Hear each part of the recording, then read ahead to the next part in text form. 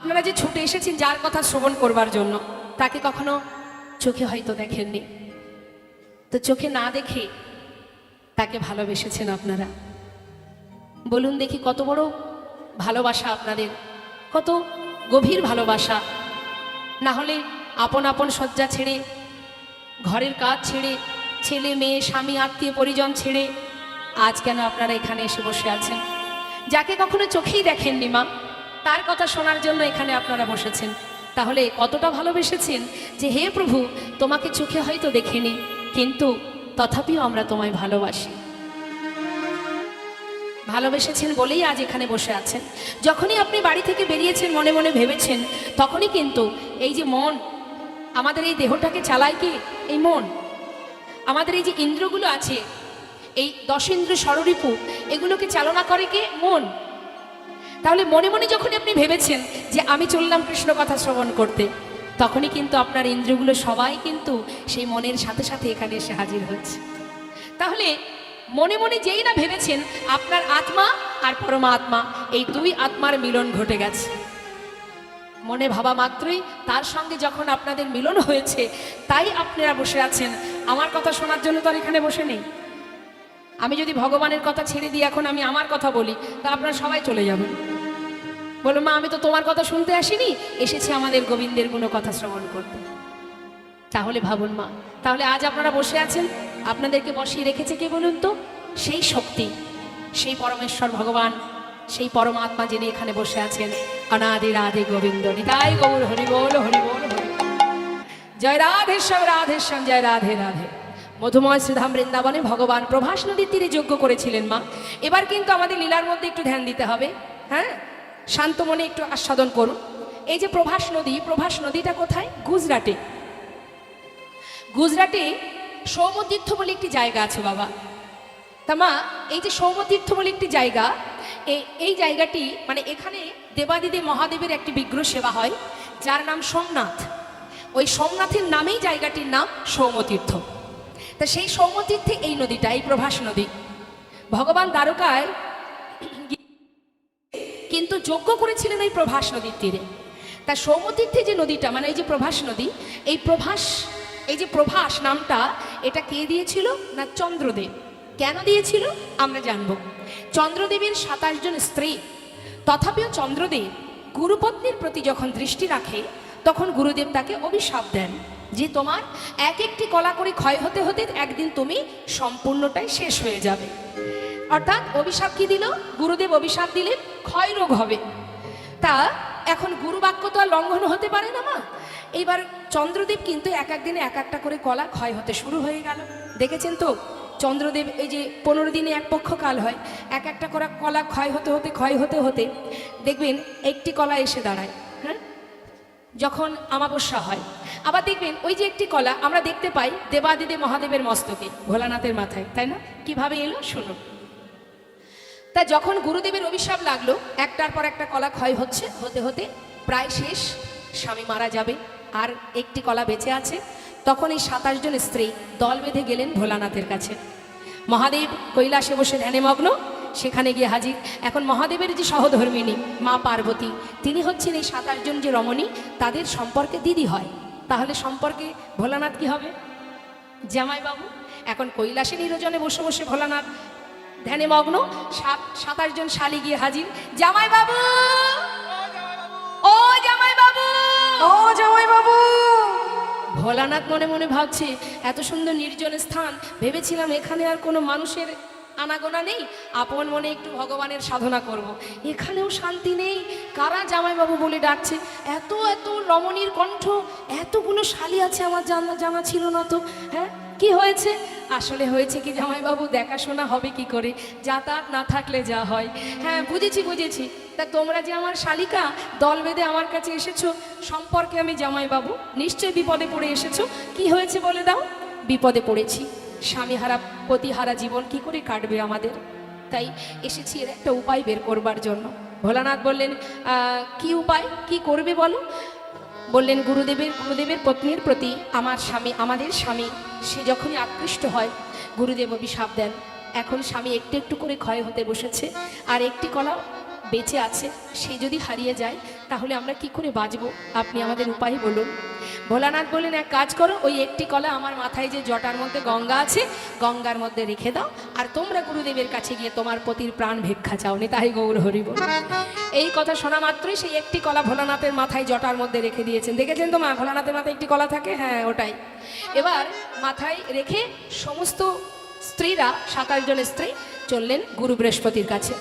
সেখানে গিয়ে গুরুদেবকে যখন চরণ ধরে কাঁদতে শুরু করলেন, গুরুদেব আমাদের কি অপরাধ? পতিকে হারিয়ে ফেললে আমরা সতী রমণী, আমাদের কে রক্ষা করবে? আমাদের মান মর্যাদা কে দেবে? আমরা কার কাছে আশ্রয় নেব? কোথায় যাব আমরা? ভোলানাথ গুরুদেব চিন্তা করলেন কথাটা মন্দ নয়, কিন্তু আর তো কোনো উপায় নেই। যদি একটি কলা বেঁচে থাকতো তাহলে তোমাদের চিন্তা করে আমি কোনো না কোনো উপায় দিতাম, আর তো কিছু করার নেই। গুরুদেব আপনি উপায় তো বলুন, যদি স্বামীর একটি কলাও বেঁচে থাকে আমরা তাকে ফিরে পাবো, আপনি একটু উপায় আমাদের বলুন। তখন গুরুদেব বললেন, এক কাজ করো, যদি একটি কলাও বেঁচে থাকে তাহলে ওই সৌমতীর্থে যে নদী আছে ওই নদীতে স্নান করা, তাহলে তোমার প্রতি পুনরায় আবার পুণ্যজ্যোতি ফিরে পাবে। এই কথা শোনা মাত্রই সবাই মিলে গুরুচরণে প্রণাম জানিয়ে সবাই মিলে সেই একটি কলা নিয়ে যখন স্নান করানো মাত্রই আবার পুনরায় পুণ্যজ্যোতি চন্দ্রদেব ফিরে পায়। আর পুণ্যজ্যোতি ফিরে পাওয়ার পর সেই নদীকে আশীর্বাদ স্বরূপ তিনি বলেছিলেন যে আজ থেকে তুই যখন আমাকে আবার পুনরায় পুণ্যজ্যোতি দান করেছিস, আমি তোর নাম দিলাম প্রভাস। প্রভা যুক্ত আস, পুনরায় আমি ফিরে পেয়েছি নিজেকে, তাই তোর নাম দিলাম প্রভাস। এই যে প্রভাস নদী বাবা, এ আবার অভিশপ্ত হয়েছিলেন মা। কিভাবে অভিশপ্ত হয়েছিলেন? সেই অভিশাপ খণ্ডন করার জন্যই কিন্তু গোবিন্দ যজ্ঞ করেছিলেন প্রভাস নদীর তীরে। তা মা, এই প্রভাস আবার অভিশপ্ত হলো কি করে? এক মণিপুত্র গিয়েছিল তৃষ্ণা নিবারণের জন্য, আর ওই প্রভাস নদীর জলের মধ্যে ছিল এক কুমির। সেই কুমির সে কি করলো, সেই বাচ্চাটাকে জলের ভেতরে নিয়ে তাকে খেয়ে ফেলে। এখন অন্যান্য শিশুরা তার পিতার কাছে গিয়ে যখন খবরটা দিল, তখন স্বয়ং মুনি নিজে এলেন, এসে বললেন, ওরে তোর এত বড় স্পর্ধা, আমার পুত্রের প্রাণ হরণ করেছিস, আমি তোকে অভিশাপ দেব। মুনিবর অভিশাপ দিলেন যে তোর বক্ষের জল শুকিয়ে যাবে, তোর বক্ষের উপরে প্রখর রৌদ্রের তাপ, কুকুর বিড়াল মানুষ এই তোর বক্ষের উপর দিয়ে হেঁটে যাবে, মলমূত্র ত্যাগ করবে, সবাই তোকে ঘৃণা করবে। যখনই অভিশাপ দিল তখন স্বয়ং প্রভাস নিজ করজোড়ে বলে উঠলেন, মুনিবর আপনি আমাকে কেন অভিশাপ দিচ্ছেন? আমার তো কোনো অপরাধ নেই, আমার বক্ষে যে কুমির বাস করে সে আপনার সন্তানকে মেরেছে, আপনি আমাকে অভিশাপ থেকে মুক্তি দিন। তখন সেই মুনি মনে মনে ভাবলেন কথাটা মন্দ নয়, তাহলে অভিশাপ যখন দিয়েছি অভিশাপ তো লাগবেই, তাহলে আশীর্বাদও করে গেলাম। কি আশীর্বাদ? না যেদিন তোর এই বক্ষ থেকে জল নিয়ে অনাদির আদি গোবিন্দ রাধারানীর চরণ ধৌত করবে সেই দিন তুই মুক্তি পাবি, তার আগে নয়। নেতাই গৌর হরিবল। তাই সেই প্রভাস নদীকে উদ্ধার করবার জন্য ভগবান প্রভাসের তীরে যজ্ঞ করেছিলেন। শুধুমাত্র এটাই ছিল না কারণ মা, কারণ আরো অনেক ছিল। শাস্ত্রে বললেন, জয় নেতাই, শাস্ত্রে মহাজন বললেন হরিনামামৃত দান, এই যে হরিনামামৃত সুধা আস্বাদন শ্রেষ্ঠ দান, এই যে হরিনামামৃত আজ এখানে বরিশন হচ্ছে, অমৃত বরিশন, এই যে চারিপাশে যে খুঁটিটা আছে, প্যান্ডেলটা আছে, আজ আমরা এখানে যারা বসে আছি, এই কিছু সময়ের জন্য কিন্তু আমরা সবাই অপ্রাকৃত জগতে লীলা আস্বাদন করব। তাই অপ্রাকৃত লীলা আস্বাদন করলে আমাদের লাভটা কি? কৃষ্ণ কথার মধ্যে, ভাগবত কথার মধ্যে আমাদের মতো জীবের চৈতন্য হবে। আমরা যে অন্ধকারে ডুবে আছি, অন্ধকারটা কি? মায়া। সেই মায়ার যে অন্ধকার, তার মধ্যে তো সবাই আবদ্ধ হয়ে আছি, আমরা সবাই ডুবে আছি। এই মায়া থেকে আলোর প্রকাশ হবে, আলোর পথ আমরা দেখতে পাব এবং আমরা নিজেদেরকে জানতে পারবো, চিনতে পারবো। আজ আপনারা এখানে বসে আছেন, মনুষ্যকুলে জন্ম পেয়েছেন, প্রত্যেকে আমরা মানব জাতি, কিন্তু এই মানব দেহের মধ্যে যেটি আছে, যার শক্তিতে আপনি বসে আছেন, যে শক্তির জোরে আপনি শ্রবণ করছেন, যে শক্তির কারণে আপনি দর্শন পাচ্ছেন, ভগবত শ্রী ভগবানের দর্শন পাচ্ছেন, সেই শক্তিটা হচ্ছে পরম আত্মা বা এই যে শ্বাস প্রশ্বাস, এটাই হচ্ছে আমি। আর আমি অর্থাৎ এই যে শ্বাস প্রশ্বাস, এর খাবারটা কি, এর খাদ্যটা কি? এই জগতে যা কিছু আমরা সেবা করছি সে তো ইহ জগতের এই দেহের সেবা, হ্যাঁ, কিন্তু এই যে পরমাত্মা, পরমাত্মার খাদ্যটা কি? এই হরিনামামৃত সুধা। সেই পরমাত্মার সেবায় আমরা সবাই বসেছি, উদ্দেশ্য করে এসেছি বাড়ি থেকে। আমাদের যে থাকবার জায়গাগুলো, যে বাসাগুলো ভগবান দিয়েছেন বিশ্রামের জন্য, সেই বাসা থেকে আমরা স্থির করেছি যে আজ আমরা পরমেশ্বর ভগবান পরমাত্মা যিনি আমাদের হৃদ মন্দিরে আছেন তার মহিমা আস্বাদন করতে যাচ্ছি, তার কথা শ্রবণ করব, নিজেদের জানতে পারবো, বুঝতে পারবো কি আমার করণীয়, আমি কি করছি।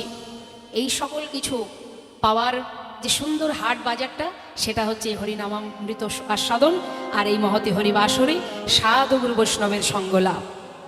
এখান থেকে এটা পাওয়া যাবে, হাটে বাজারে পাওয়া যাবে না, অর্থ দিলেও পাওয়া যাবে না, যেটা সাধুর বাজারে পাওয়া যায়। তাই যেটা কিনবো বলে আমরা এসেছি সেই দিকে যেন আমাদের মন থাকে। একবারের জন্য ভাববেন না অনেক রাত হচ্ছে যাই গিয়ে ঘুমিয়ে পড়ি। ঘুম আমাদের জীবনে একদিন আসবে, জনমের মতো ঘুমাবো, সেদিন মন চাইলেও আর চোখ খুলতে পারবো না, তাই না? তা সেদিন তো আমাদের জন্য অনেক আছে, তাই না? জেগে থাকাটাই বড় বিষয়, আস্বাদন করাটাই সব থেকে বড় বিষয়। তাই এই মুহূর্ত চলুন আমরা সবাই চলে যাব, আমরা সেই পরমার্থিব জগতে ভগবানের পরিবার। এটা আজ আমরা এখানে বসে আছি আবল বৃদ্ধ বনিতা,